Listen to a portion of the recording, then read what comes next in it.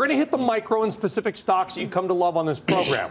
But given all the big stuff that is going on, coronavirus, the Fed's non-QE, QE, central bank easing, and everything else, important probably tonight to go a little more macro. And so having Laura and Scott here gives us the perfect desk. Welcome to you both. Scott, you just came out with a piece today. I believe it just popped on CNBC.com on our website saying that we might be, the markets, the economy might be underestimating the ultimate impact of coronavirus.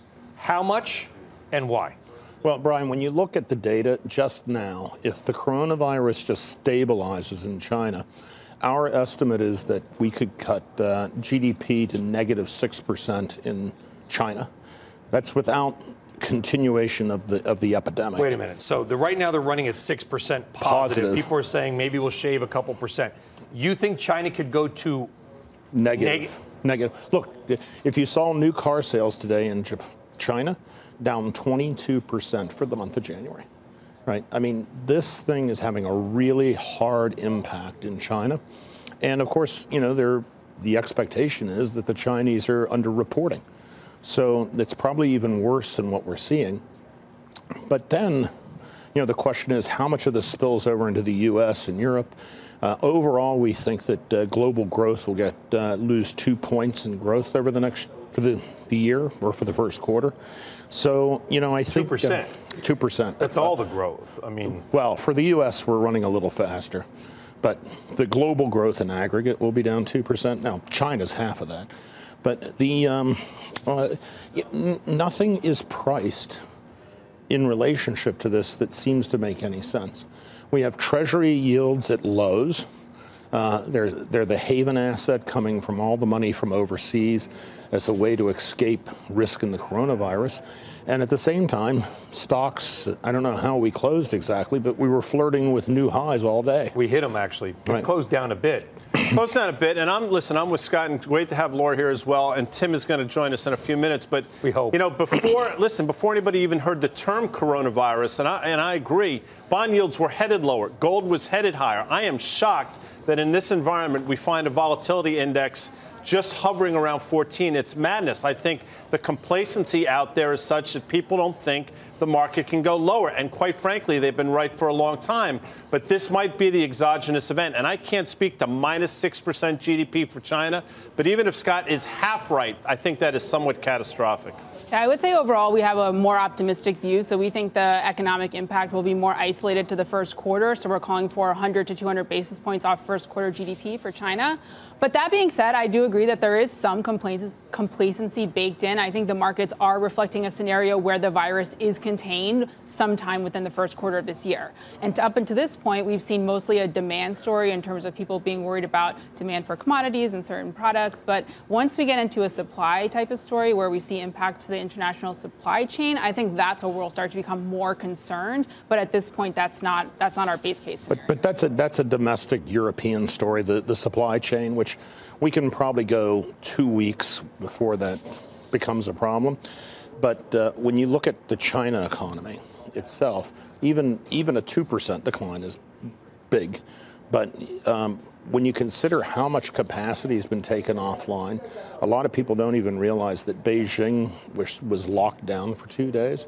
You know, in that sort of environment, people are not going to go to work. You're not going to get output.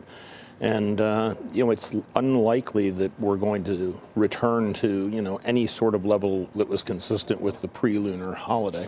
And Tim Seymour. Tim, welcome. Glad you made it. You escaped from the underground. Snake Plissken. Yeah, right on. It was a little bit like that on the way in. Maybe you heard Scott. Scott thinks worst case scenario that we could see China contract by 6%.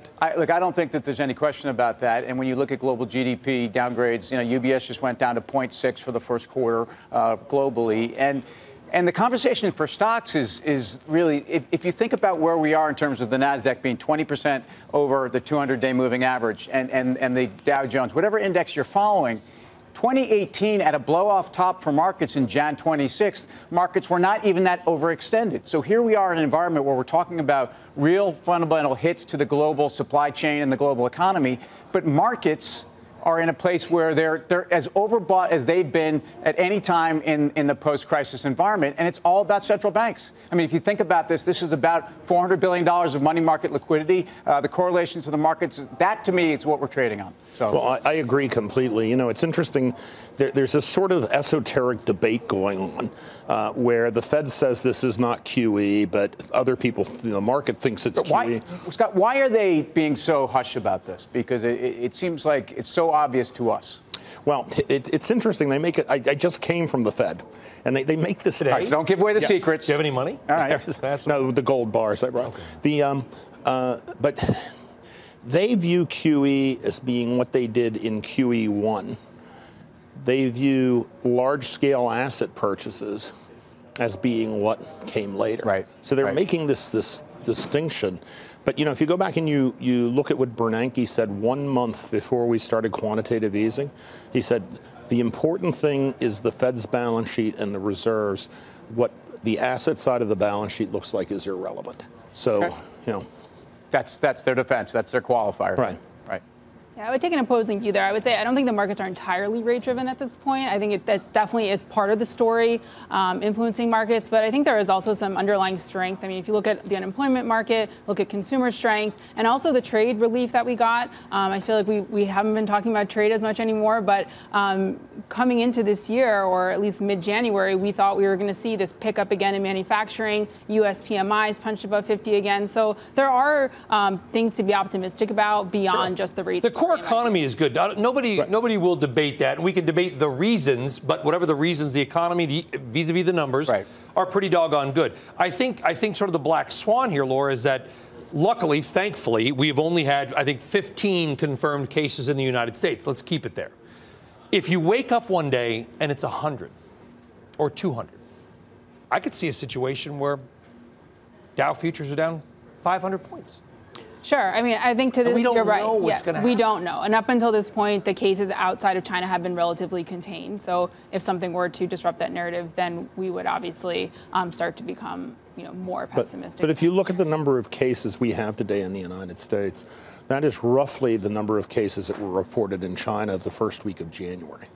And we had this exponential growth curve in cases. So, if you scale it based on the length of time the first case appears, we're following the same trajectory that China did. Right, but keep in mind, I think the Chinese have done a lot to try to control this. I mean, even in terms of, quarantining individuals and also flights that have stopped flying in and out of China. So, I mean, a lot of efforts have been undertaken, so I don't want to discount those. Anyone that claims that they know where this virus is going is totally shooting from the hip. We have examples. I'm not here, Tim. Yeah, I got to work on time a little bit. Look, the bottom line is anyone. Xi Jinping? Anybody that says they've got a call on the impact of the virus or the duration of the virus doesn't have any ability to call that. But people that look at SARS 2002, 2003, look at the environment, look at what it did in terms of short-term derailing stocks, what it looked like. If you bought Cathay Pacific in late December of 2002, you're a hero by the end of that year. And if you think about the short-term disruption, the issue for me ultimately is we had a nascent recovery coming back into these markets. And what does it do to that? Because this by itself, I'm sorry, is not enough.